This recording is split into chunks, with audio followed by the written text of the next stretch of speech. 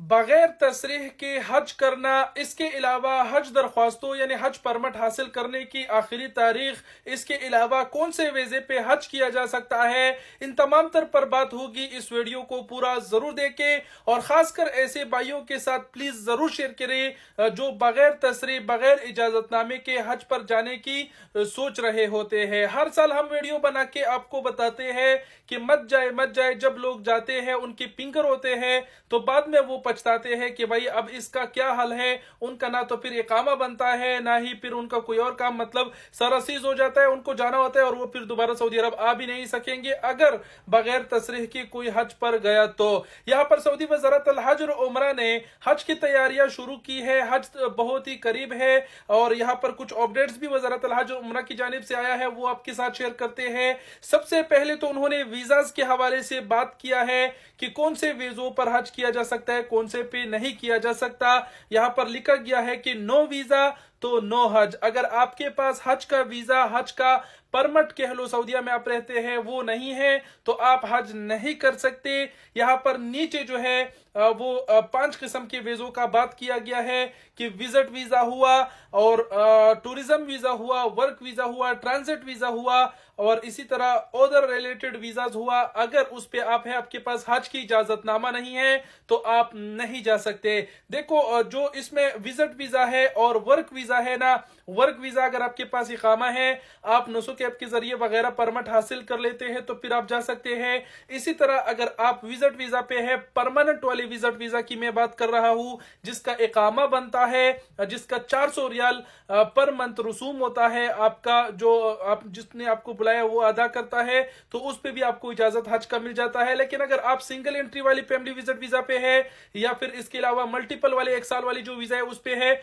तो उस पे हज का आपको तसरी भी नहीं मिलेगा, उस पर इजाजत नहीं है। ठीक हो गया। इसके अलावा और तमाम किसी भी किस्म के वीजों पर हज की इजाजत नहीं है। आपके पास अगर हज का वीजा है, अपने मुल्क से आ रहे हैं तो होना चाहिए। सऊदीया में अगर आप है तो या परमानेंट आपका विजिट वीजा होना चाहिए या फिर आप इकामे पे होना चाहिए, तभी आपको तसरी मिलेगा, जाके आप हज अदा कर सकेंगे और तसरी भी बड़े महंगे हैं। इसके अलावा सऊदी वज़ारत अल हज और उमरा ने फर्जी वेबसाइट, फर्जी लोगों से इंतबाह भी किया है कि एहतियात कीजिएगा। जो आप हज की परमिट है, जो इजाजतनामा है, वो आप वज़ारत अल हज और उमरा की ऑफिशियल वेबसाइट से ही हासिल कर सकते हैं और इसके अलावा आप नुसुक ऐप के जरिए जो है वो अपना दरख्वास्त जमा करवा सकते हैं, अपने हज की तसरी बना सकते हैं। इसके अलावा देखो, जब हज की सीजन होती है बड़े ऐसे लोग होते हैं जो एड्स चलाते हैं कैंपेन के, सस्ता हज पैकेज है ले लो वगैरह, तो ऐसे लोगों से इंतहाई एहतियात करें।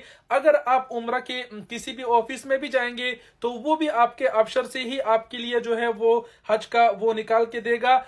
इसीलिए मैंने कहा कि बाकी लोगों से एहतियात कीजिएगा। नुसुक ऐप से आसानी से आप अपना वो कर सकते हैं। लेकिन जो सस्ता वाला पैकेज था 4000 रियाल का, वो सोल्ड आउट है इन दिनों, और वो जो महंगे पैकेजेस है 10,000 12,000, तो वो ही सिर्फ इन दिनों मिल रहे हैं, जो कि आम लोगों के बस की बात नहीं है। जो वेबसाइट है उनका localhaj.haj.gov.sa है। इसके अलावा किसी और वेबसाइट पे आपने नहीं करना, या फिर आपने नुसुक ऐप से अपना जो तसरी वगैरह है उसकी रजिस्ट्रेशन करनी है। अब बात करते हैं कि हज दरख्वास्तों की, हज परमिट हासिल करने की आखिरी तारीख कौन सा है। यहाँ पर बताया गया है कि आखिरी तारीख 13 जून 2024 है, यानी 13 जून को फिर जो है वो हज के इजाजतनामे सारे बंद हो जाएंगे। किसी को भी फिर जो दरख्वास्तें हैं वो जारी नहीं होंगे। इससे पहले अगर आप चाहे तो नुसुक ऐप या फिर लोकल haj.gov.sa पे जाके अपना जो रजिस्ट्रेशन है, दरख्वास्त जो है वो जमा करवा सकते हैं। ठीक हो गया। बाकी एक बार फिर बताते चले कि सस्ते पैकेज जो है वो नहीं मिल रहे। काफी दोस्त जो है इस वाले से पूछ रहे हैं, आप ट्राई किया करते रहे।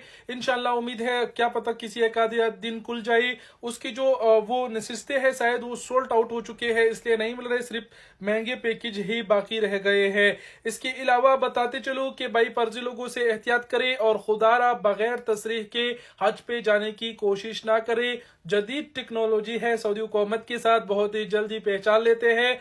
पिछले साल तकरीबन 17,000 के करीब लोग जो है बगैर तसरीह के पकड़े गए थे। काफी लोगों ने हमारे साथ रब्ता किया कि भाई इसको पिंगर को कैसे खत्म करें, इसका क्या हाल है। तो पछताने से अच्छा है कि ऐसा काम ही ना करे जिसमें आपको पछताना पड़े। और कुछ कहने की जरूरत नहीं, उम्मीद करते हैं आप समझ गए होंगे। बाकी मर्जी आपकी, मैंने तो आपको आगाह किया। वीडियो देखने का बहुत शुक्रिया। वसलाम।